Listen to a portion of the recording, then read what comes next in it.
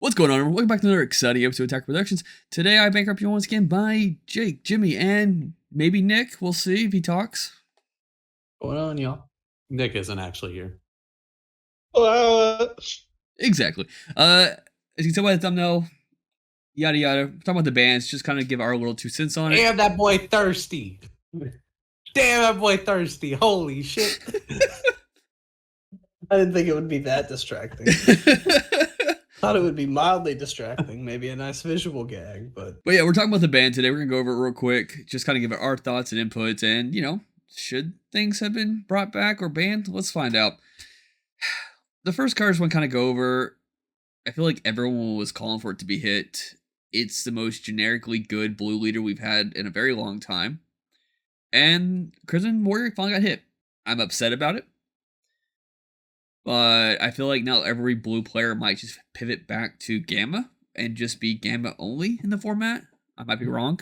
Jimmy, you've been testing more 21 than I. Does 21 stand a chance to be a good blue leader for like high tier meta? I think so. I think there's going to be like 21s that sneak into top table. The deck really struggles sometimes against non-blue decks, where in those matchups, like all of your cards maybe cost 1 or 2 of your actual energy.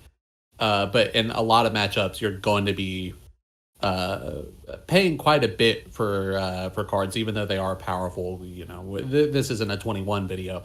But I feel like 21 will be very strong in a blue meta.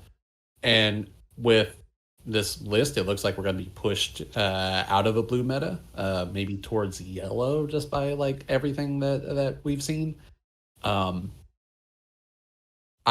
think we'll see a lot of like rogue blue. I think we'll see some Gamma, maybe some 3-Han will sneak in as well. But I feel like hitting the best generic blue leader is really going to do a number to quite a few blue players.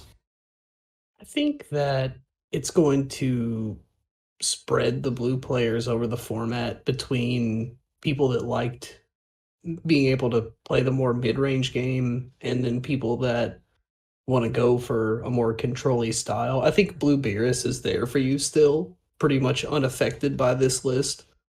And, Super Saiyan 4 Vegeta has that Bulma card from the anniversary box that'll give it double strike. So, you've got... I don't want to get too spoilery for the rest of the video, but you've got something to replace, that. Mm-hmm. And, I think players will play Gamma. I think players will maybe give 3-Han a little bit more of a try. But I don't think blue is out of the format at all. I mean, even it seems like 2 or 3 lists in a row now, blue has been given some pretty big hits, and I still think it's just fine. Speaking about another blue card, we'll jump ahead to this one. Majin Buu got limited to 1. In the words of our buddy Trevor, they just shot Bojack. It was a good 4-drop Unison. Was it strong? Sure. It didn't have any initial way of gaining markers, but any card you potentially played, it's saying goodbye to if it doesn't have barrier. I understand this card going as well. I say going away as well, but I mean, limiting it to 1, they did that to the Piccolo Unison, and how people really put that in their decks now as a 1-of, And I do feel like this one might be strong enough to be a 1-of, but that's my, Yeah. Man, that card. I'm glad it's gone. Holy shit. Yeah, a lot of people had problems with this Unison. Although I think now more than ever, there's a lot of good answers to it in like Green Jiren, and there's a couple more. The color green. Yeah, the entire color green actually is pretty good at ripping markers off of Unisons. But notably, blue has a lot of ways to return a Unison from the drop area to their hand. There's a King Vegeta 3-drop and a I think it's a right? Kid Goku, yeah, like a GT Goku. And I think both of those cards are able to put a Unison from your drop area back in your hand. So you might see those cards start to float into these blue control decks for people to get multiple casts out of their one copy of Boo. Yeah, I feel like there's a subset of blue decks that use the Boo Unison as a stabilizer, and like Trevor said, they dragged Bojack out back and went ahead and finished him off. Which I'm not 100% certain that's true for that deck. I think that deck can survive in some form or fashion, but a lot of blue decks would use that to stabilize themselves. You would fight until you get to turn 4, then you board Boo Unison, and now you're in control. Mm-hmm. Where there was a lot of decks, like we talked about Gamma earlier. I think a lot of Gamma lists were running full set of the Droids Unison, and then would follow up with like maybe 1 or 2 copies of the Boo Unison. So those decks are not really touched by this. I think Blue as a whole is a little gets a little hurt by it, but I think blue decks can just adapt out of using the Boo Unison. You still have like 1 copy, so it'll become more of a power play card than a run 4 in every blue deck type thing. I think blue decks are just going to have to change the way they approach their Unison lineup. And I think, like, from the other side of the table, it might be kind of a good feeling to get through 1 copy and know that there's not another one coming down right behind it on turn 5. Yeah, it makes that -1 far more impactful when it happens, knowing that they're not just going to load another one and you have to, fight through it again. So that's going to feel a lot better as a player playing into blue. The next 2 cards I want to go over are cards that I would always find myself in the end of a match with 2 life debating, do I negate this at 2 life and risk being Champa, and can I combo out of that? So we no longer need to worry about the interactions of Champa and Hidden Kai, because those cards are also gone. At first I was a little bit kind of like confused by that. Like, I don't understand why they did this. So many cards now have double strike or triple strikes just in their decks for you to kind of go off of. And it just felt like this was just that extra little bit of fluff you could have there if you needed to do it, but I didn't see it as much. But after talking with Jake and Jimmy about it, I agree. It's gone. Goodbye. Like, I am the biggest Furthering Destruction Champa fan ever. Oh no, you can't play your French one anymore. I can't play my French ones. I can't play my shiny Judge promos. Like, I am very upset about that. But if you watch any of my profiles, I'm always like, you have to run a Champa. Very few decks I built did not run at least 1 copy of Furthering Destruction Champa. I felt like it's a card that just you run it in any deck if you could fit it. Just because it is so generically good at being able to turn almost any attack in the game into sometimes a game-ending threat is a little strong for 1 energy. And it I'll spoil another part of this ban list, a card that got unbanned, Secret Identity. Cards like that they're printed more so for utility than turning sideways at your opponent. Strong Overwhelms. That card's free, and you could tap 1 energy to turn it into a 35,000 double strike. A 1 energy 35,000 double strike that potentially wipes your field is a little crazy. So I think it allows cards like Secret ID to come back and exist, and maybe in the future we'll get more kind of techie Overwhelm cards like that. Because there's not the threat of Champa and Kai. To note on what a lot of people were wanting banned, the cooler counter. I think this actually hits cooler counter in a way, because now if your opponent, counters you don't have to worry about the double strike coming down on top of it. The mirror double strike combo. Yeah, like mirror cooler double Champa is like any sort of counter on Mirror Champa is just completely busted. But now with those gone, you're gonna really have to hold your cooler or your cooler counter for a card with strike, and your opponent is going to know that card is probably going to swing in and have to play around it. Otherwise, it was just, do they have it? Do they not? And it just felt really sacky. I think what Jimmy's alluding to here is that Champa and Kai weren't they were so powerful they weren't really cards. They were a game mechanic. And a mechanic of Dragon Ball was at a certain point in the game, one of these cards is going to go from single strike to double strike, and it's either going to try and take me from 5 to 3 and put me in an awkward awakening position, or it's going to try and just outright kill me with like a big 100k double strike combo. The loss of Champa and Kai changes the entire game of Dragon Ball, especially how it's played at the high level, and combat under 3 life will never be the same.